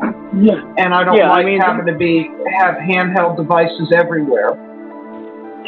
Yeah, I mean, that's one of the most important things is returning to our connection with nature, and this is how we create a new form of government, you know, outside of, independent of central government. And I mean, the problem with taking our power back and returning to our connection with nature, the problem with actually achieving that is police. Police are literally the biggest threat to human freedom, is because, I mean, we could live off grid and, you know, and provide for each other and, you know, grow food and trade our food between neighbors, like, you know, like they do in Switzerland. And all of Europe is, I mean, they all grow their own gardens and they trade locally their own produce with each other so that they're not dependent. That's how we take our independence back. We no longer depend or rely on external authority, in other words, on central government. The only inhibition, the only thing keeping us, the only obstacle keeping us from returning to our organic nature, living more in tune and aligned with nature through things like bioarchitecture, you know, building, you know, earth bag houses, building our houses out of hempcrete, you know, building homes and building structures, building architecture using out of organic materials, which is literally conducts the energy of the earth. It literally conducts what Wilhelm Reich coined as the orgone. You know, it's literally conductive to the life energy. It's literally conductive to, and I know this doesn't sound very credible scientifically, but it actually is. I mean, Dan Winter talks about this a lot, and he explains it in very technical terms that, you know, aren't really readily understandable, but yeah, I mean, there's certain structures, certain materials that repel electromagnetic radiation, and there are certain structures that literally accumulate it. And Wilhelm Reich divided these very simply into either positive orgone or dead orgone, which is literally life promoting electric frequencies or life destroying electric frequencies. And this is all what Nikola Tesla had discovered in his work as well, is how, you know, how his discoveries literally could have been used to destroy, you know, control the entire human control the entire human population through mind control, as well as, you know, destroy of life through things like, you know, his death ray or whatever. But so electricity, like everything, can be used for positive or negative.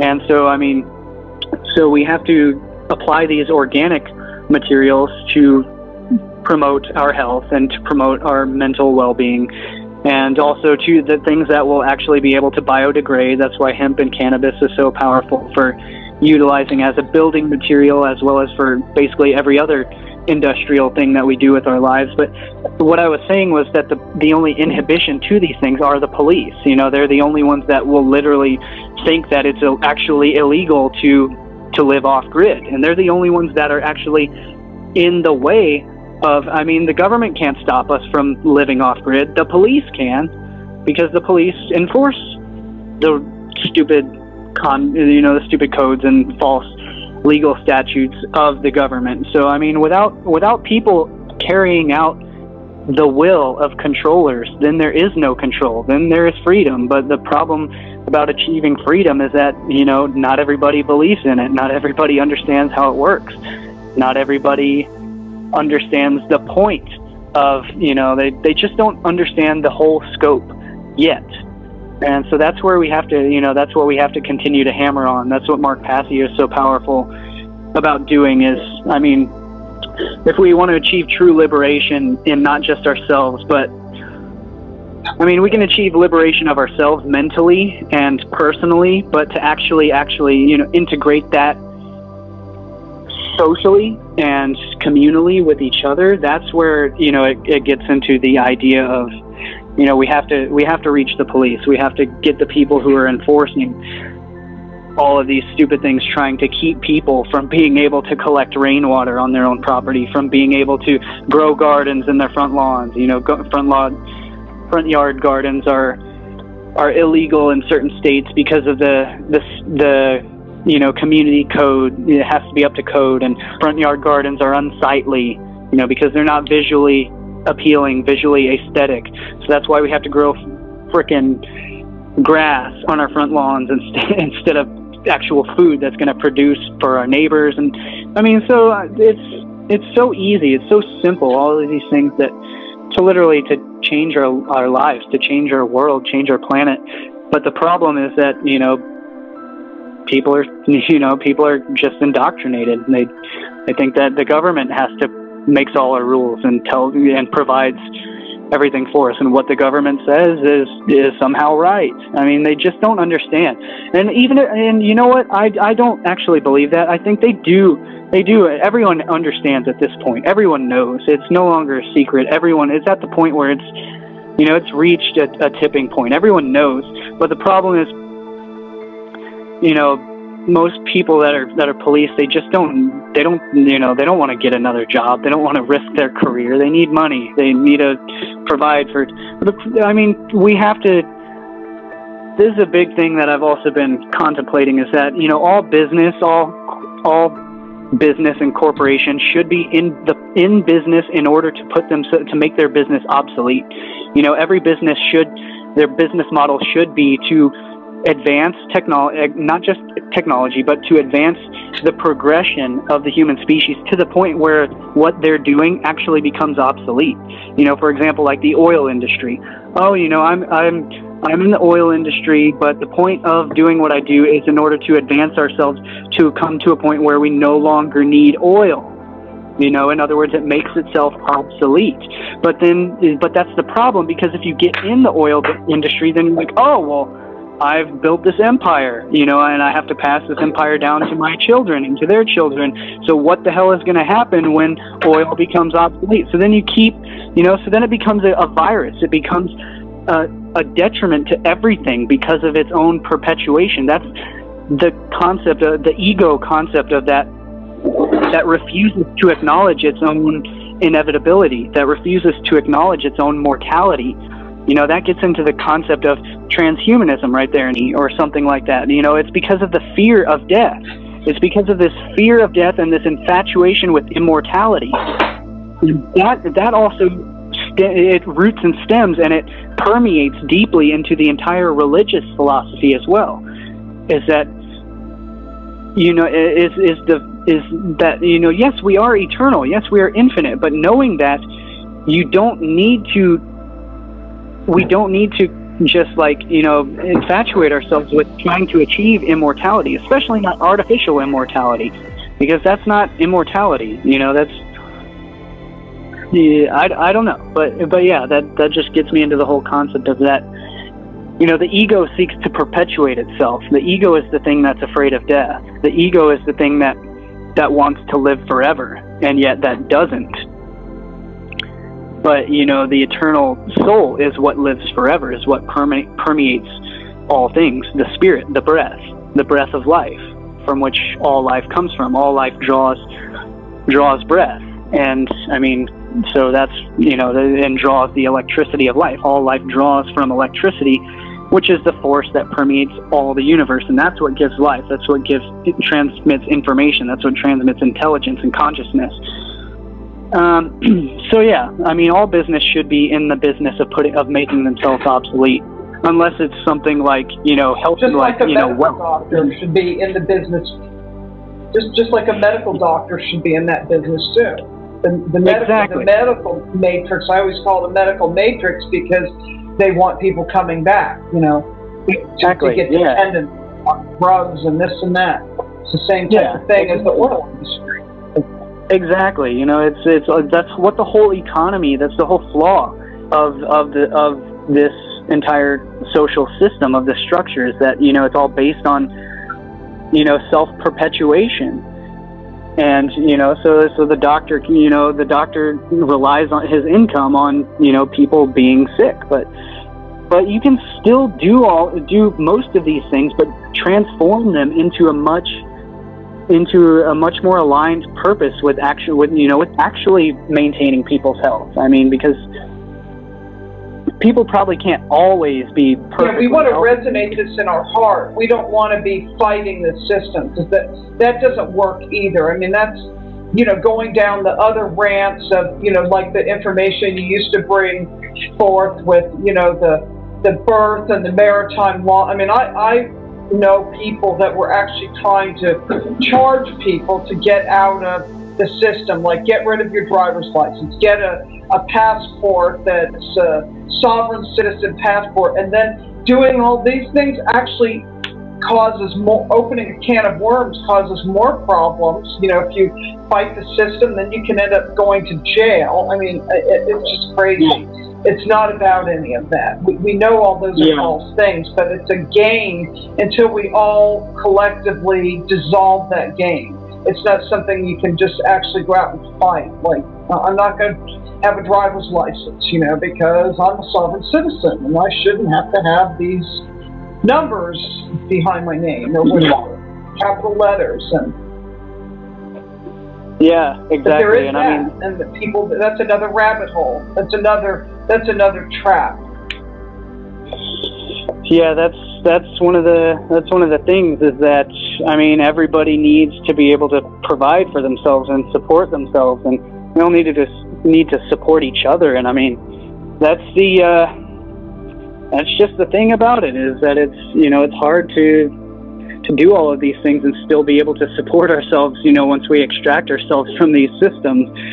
You know, unless we do it together, that's the only way we can do it, is we have to support each other. I mean, we have to, for example, like if we're going off grid and going to be able to grow our food, I mean, we need a community to be able to trade with. We need a community to be able to, you know, to work with, because it's a huge workload. It's a huge, you know, manual labor that needs to be done. And so that's one of the things that, you know, all the people that actually have land, I mean, we need to be able to work together in a way to where we can open up our boundaries to be able to incorporate other people, being able to exchange and being able to, you know, to divide up the land, to be able to have, you know, fractal units of living, to where things aren't centralized like a government, but yet they're fractal communities, and each community, you know, trades with each other and provides different things. And so, yeah, it's a very complex.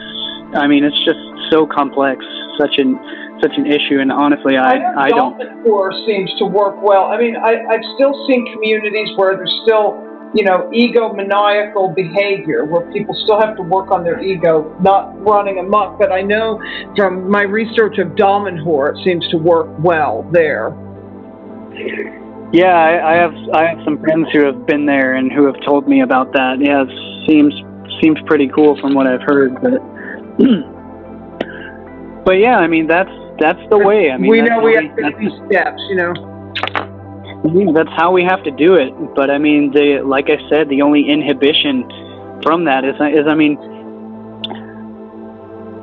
you know, it's inherent in human nature that, you know, people are able to create, you know, we are lawfully allowed to create our own countries, to create our own nation. And a nation isn't an actual, you know, location of land. A nation is any group of peoples.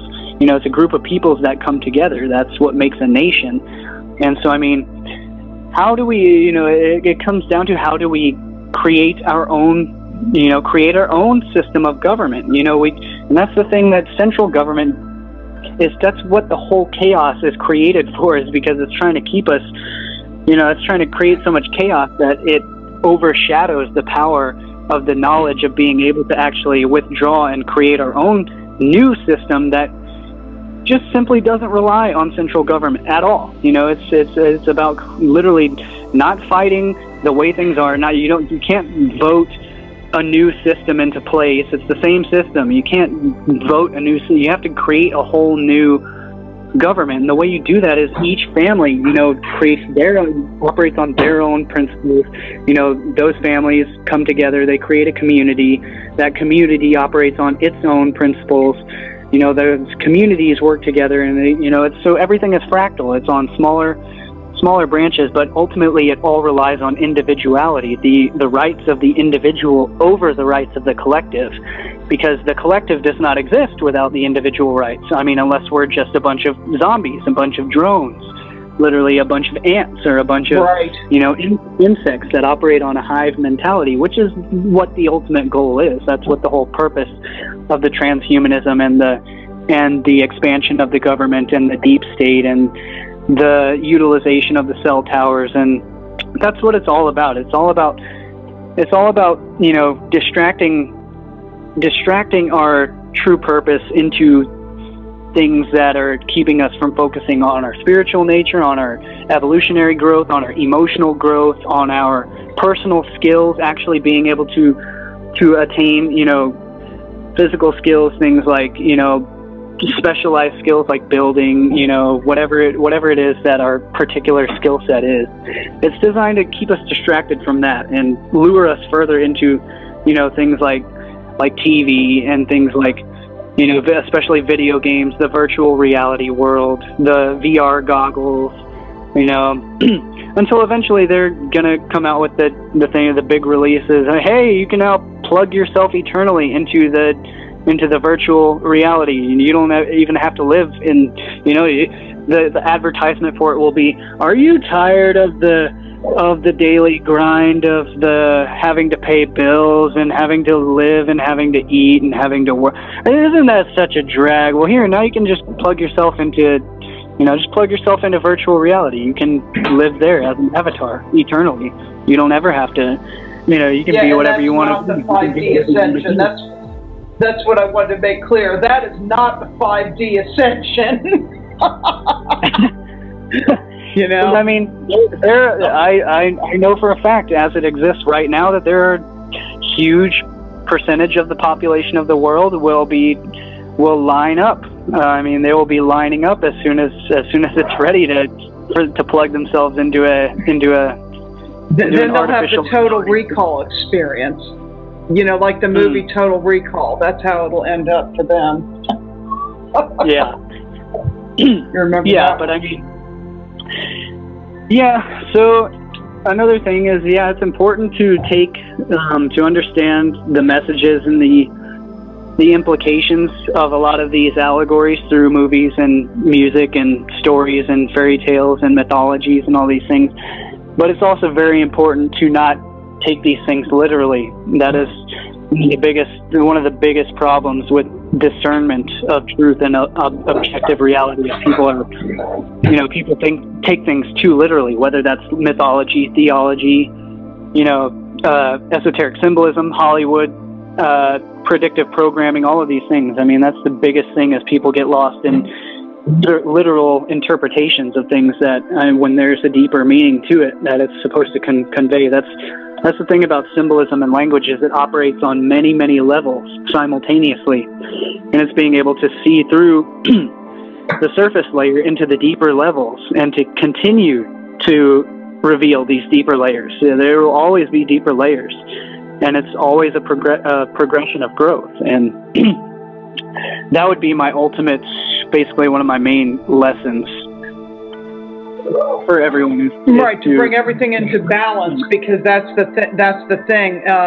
You know, if you look at light and dark, it's actually the same thing. Light being on one end of the spectrum, dark being on the other, or the law of temperature, or any of things, you know, hot and cold, or any of this, and finding the balance that's appropriate for the individual, rather than getting being polarized on one. But I feel part of what's going to happen, that we're going to see, is, you know, we may be coming into balance. However, what we'll be witnessing is more polarization, which the polarization can either go into, you know, try to find a neutral balance through, you know, harmony, or through chaos. It looks like it's going to be through chaos, but it will eventually come into balance, whether it's through harmony or chaos. I would choose to see it happen through harmony, but, you know, that's up to everybody. Has their own journey of how that's going to happen. That is ultimately up to the individual, you know, and that's why it's so important that we have to get accurate and correct information out, is that, you know, if everyone doesn't have to be on the same page, but we all have to be reading the same book. I mean, allegorically, so to speak, as a metaphor. I mean, we all have to be, you know, within the same ballpark of understanding, which is basically understanding the principles of natural law. That's what it all, you know, that's the ballpark that we all need to be on par with, that we all need to understand. And that's what, you know, the golden rule of all religions is inherently is that you cannot infringe upon another being's right. That's what it all comes down to. And that's what it's all about. Is you simply that's the only law that there is in nature. That's the only law in existence. Is you cannot infringe on another being's free will right to choose, and that includes all sentient beings on Earth. That includes all the animals. It includes everything. People will make people will make fun of veganism as well, with the popular response that makes me just like I can't stand how many times I have to hear this about, well, plants feel pain too, so what? So that's okay for you to so that's okay for me to murder children, for example, because plants feel pain too? That's like the main like stupid logical fallacy that's just always thrown out as a joke, to try and knock on veganism, is that, all sentient life needs to be respected, so, plants feel pain too. Well, not like humans do. No, actually, plants don't feel pain. Plants are sentient in their own way. They communicate through their root systems, but they do not experience suffering like sentient beings do, like beings that are actually evolved to be able to get up, move out of the way of pain. That's what the evolutionary response of pain is a electrochemical response mechanism to tell you to get out of the way of pain. Hey, this hurts. Get the hell out of the way so that you stop hurting. And plants don't have that ability. Yeah, so, for humanity to evolve, we need to do away with bloodshed. Through animals, humans, the bloodshed has to be done. No more bloodshed. And that's why that word blessing actually implies blood. When people use the word blessing, I mean, not that we can't use the word, it's just becoming, because I know it means something else now, but understanding that at the time when, I guess, the word was invented or something, people used to consecrate their doors with blood of animals or whatever and think that protected things, the word itself comes from, Proto-Germanic bloodischen, which, means, which comes from further roots of, it all goes back to, Paleo-Hebrew. It goes back to the Hebrew roots of, probably even further than that as well, but secularly, it's acknowledged that it comes from Hebrew, from the sprinkling of blood on pagan altars, which was obviously, the Abrahamic, the spreading of the blood of the lamb over the door, and the consecration of you leaven the bread with sprinkle the leavened bread, and and all of these things. So it comes from this consecrating with blood, which was, it was believed that the spirit of nature, the spirit of the animal, was contained in the blood. So you give that spirit back into nature by consecrating, by fertilizing the earth with blood, and this is the whole concept of war, and why the elites, or not the elites, but the governments of the world, why they pit countries against each other, because it's a giant sacrifice. It's a giant sun sacrifice. Soldier to sacrifice for the sun. So it's all about fertilizing the oil, holy blood, holy grail. You fertilize the earth with the sacrament of the blood, the sacred sacrifice of the sacrificial, sacrificial blood altar, and all of these things. But again, it's just the literalization of a metaphorical, allegorical aspect of that, what we need to sacrifice within ourselves, which is what we need to sacrifice is our obsession with sacrifice. What we need to sacrifice, it's right. Sacrifice these obsessions with actual literal sacrifices and all these things. But yeah, so I mean, as far as the word bless, I connect to our the blessing connect to our true organic self in the moment. Mm-hmm. The blessing refers to God extends His benefits upon it. And I've done this in a very humorous and extremely blasphemous article as well. I mean, I kind of don't even share it anymore because of how many people will just you know, because of how sacrilegious it can seem to be. But it's true. But it's entirely true. It's sexual, and it's all about the blood and the fluid, the sacred fluid. It's all about semen and blood. And I mean, but the bless was to extend God, you know, to extend benefits upon. You know, God extends His benefits upon someone. You know, He's extending His benefits, but you know, that's also in a sexual nature as well. You know, you extend your benefits onto someone, which refers to the sprinkling. You know, the blessing. That's why we say bless you when someone sneezes. That's referring to the sprinkling of the droplets, which was where the word bless comes from, was the sprinkling of the droplets of blood onto the altar, or onto the whatever it is that you were consecrating. The anointing. It's the anointing of, you know, whatever it is. You're sprinkling the little drops. So you're literally extending your benefits onto whatever that thing is. And so all of these things, they literally have a subconscious, deep sexual implication as well. So that's where a lot of these perversions and things come from, and they arise from a lot of these concepts. But also, you know, the more proper and modern interpretation of bless is, you know, is more likely it's relating to bliss. So I mean, instead of blessing, you're blissing someone. You know, it's, you know, if you're blessed, you are blissed. You know, you're fortunate. You're reaping the benefits. You know, so, but yeah. So yeah, I think we have some great information in here, and we'll have to do this again because this was a lot of fun. Now, I noticed that you had a 5-minute video up on YouTube that I watched where you're going to be doing some kind of live stream thing. Tell us a little bit about what you're going to be doing. Yeah, that's an idea. I'm just I'm throwing that out to see, you know, what the response is to that, if people would be willing to participate in that.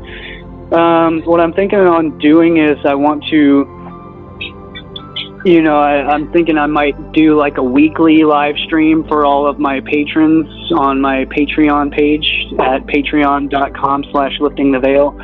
Where that's the site where I publish all of my articles and my video presentations. It's basically where I archive all my stuff for now, since I don't have an actual website up yet, but I'm planning on doing that also. But for now, I have all my work published on there. So because for the reason that YouTube is highly censoring all of my, it's just really strange. It really pisses me off what's going on with YouTube, and especially with Facebook now. Like, literally, I mean, I used to get a lot of people interacting on all of my stuff, and so it you know, it lets me know that they're actually seeing it, and that, you know, a lot of my subscribers are actually, you know, observing the information that I'm putting out. I know Facebook has extremely censored my stuff, and it's just happened recently, like since December. Before that, it wasn't even really an issue. But especially on my YouTube channel, I mean, recently I've had literally like almost no exposure to, like, literally less than 1% of my subscribers are even seeing any of my videos or my presentations or my content.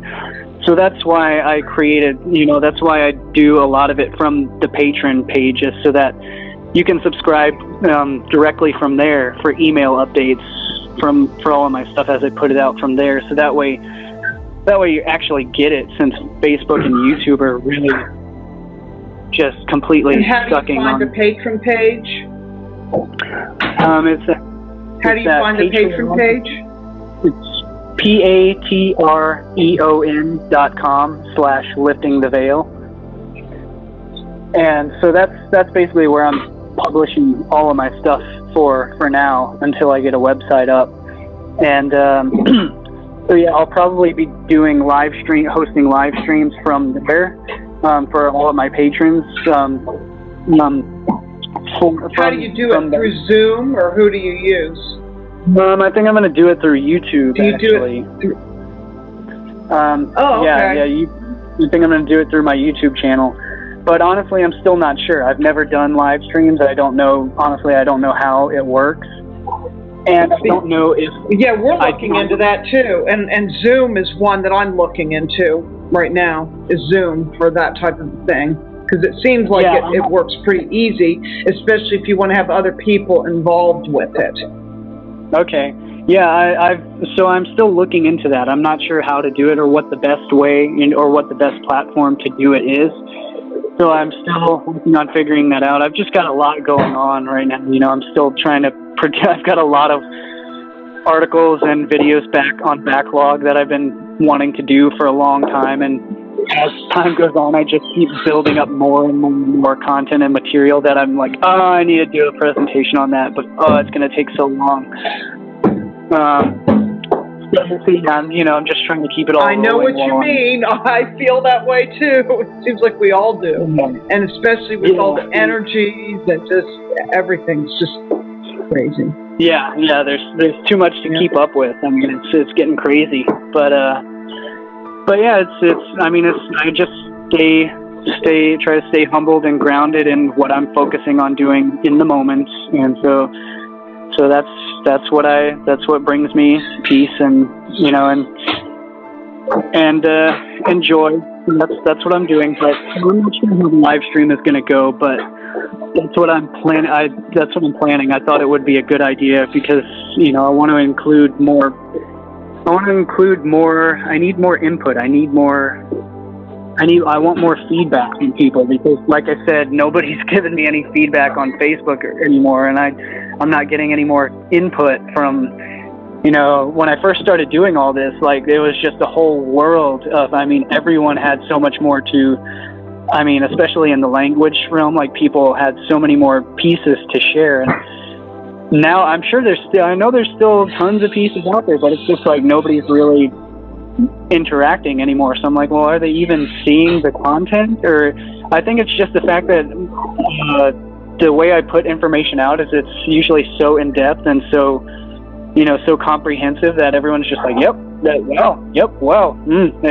it kind of leaves you speechless. You really don't have anything else to add to it.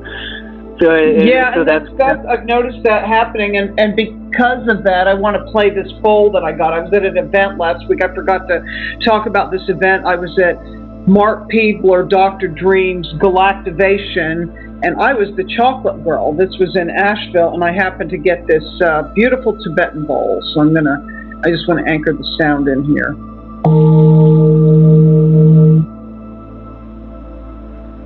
Wow, that sounds nice.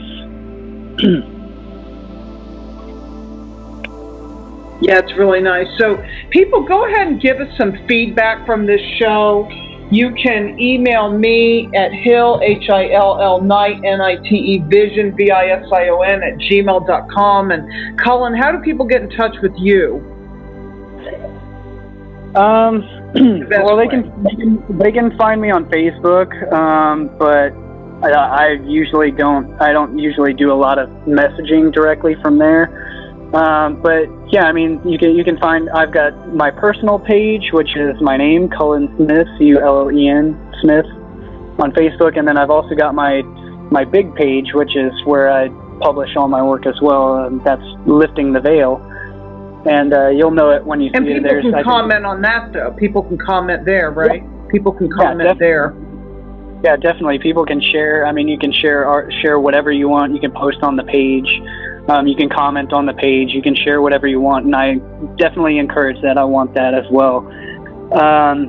And then you can also, there's my YouTube channel. You can find my name, Cullen Smith, or Lifting the Veil on YouTube, and you'll find my YouTube channel there. You can send me messages or emails from there.